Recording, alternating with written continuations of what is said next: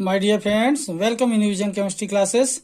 आज की क्लास में पढ़ेंगे कक्षा 9वीं विज्ञान के अध्याय परमाणु तथा अणु से एक प्रश्न, स्थिर अनुपात का नियम समझाइए। स्थिर अनुपात का नियम समझाइए मतलब क्या है? कांस्टेंट प्रोपोर्शन का लॉ। ये भी रासायनिक संयोग का एक नियम है जिसे निश्चित अनुपात का नियम भी कहते हैं। तो देखते हैं इस नियम का डिटेल, इस नियम के बारे में जानते हैं, सीखते हैं। तो देखिए स्थिर अनुपात का नियम। इसके पहले जिन लोग मेरे चैनल में नए हैं तो चैनल को जरूर सब्सक्राइब कर लीजिए और मेरा सहयोग कीजिए और देखिए स्थिर अनुपात का नियम। ओके, तो देखिए स्थिर अनुपात का नियम क्या है। ठीक है, इस नियम का प्रतिपादन जे.एल. प्राउस्ट ने किया था। मतलब क्या हुआ? इस नियम के बारे में जे.एल. प्राउस्ट ने बताया था। ठीक है, तो इस नियम का प्रतिपादन जे.एल. प्राउस्ट ने किया था। इस नियम के अनुसार देखिए, प्रत्येक शुद्ध रासायनिक यौगिक में पाए जाने वाले तत्व भार अनुसार यानी द्रव्यमान के अनुसार एक निश्चित अनुपात में पाए जाते हैं। ध्यान देना, प्रत्येक शुद्ध रासायनिक यौगिक में पाए जाने वाले तत्व भार अनुसार मतलब द्रव्यमान के अनुसार एक निश्चित अनुपात में पाए जाते हैं, चाहे उन्हें प्राप्त करने का स्रोत या विधि कोई भी हो। इस नियम को स्थिर अनुपात या निश्चित अनुपात का नियम कहते हैं। मतलब दो नाम हो सकते हैं, स्थिर अनुपात या निश्चित अनुपात का नियम कहा जा सकता है।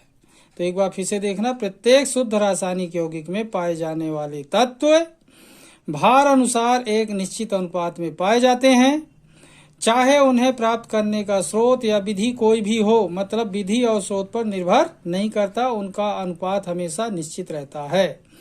इस नियम को स्थिर अनुपात या निश्चित अनुपात का नियम कहते हैं। ओके, अब देखते हैं इसके उदाहरण के बारे में। ठीक है, अब देखिए उदाहरण देखते हैं इसके। पहला एग्जाम्पल है जल। जल मतलब H2O। तो देखिए, इसे किसी भी स्रोत या विधि से प्राप्त किया जाए, इसमें हाइड्रोजन H तथा ऑक्सीजन O का अनुपात हमेशा 1:8 होता है। चाहे वह नल का पानी हो, चाहे कुएं का पानी हो, चाहे बरसात का पानी हो, चाहे वह किसी तालाब का पानी हो, उसमें ऑक्सीजन और हाइड्रोजन का देख रहे हैं, हाइड्रोजन और ऑक्सीजन का अनुपात 1:8 होता है हमेशा। ठीक है, ये विधि और स्रोत पर निर्भर नहीं करता। अगर वह जल है तो उसमें हाइड्रोजन और ऑक्सीजन का अनुपात 1:8 होता है। अब देखते हैं दूसरा एग्जाम्पल, कार्बन डाइऑक्साइड CO2।